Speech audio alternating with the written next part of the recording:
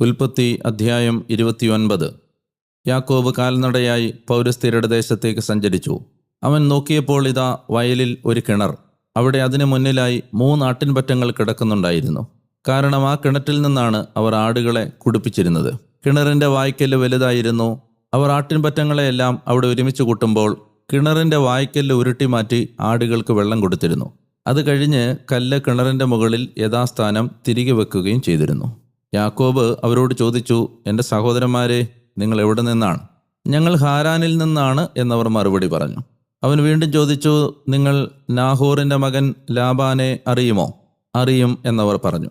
അവന് ക്ഷേമമാണോ? അവൻ ചോദിച്ചു. ക്ഷേമം തന്നെ, അവർ പറഞ്ഞു. ഇതാ അവൻ്റെ മകൾ റാഹേൽ ആടുകളുമായി വരുന്നു.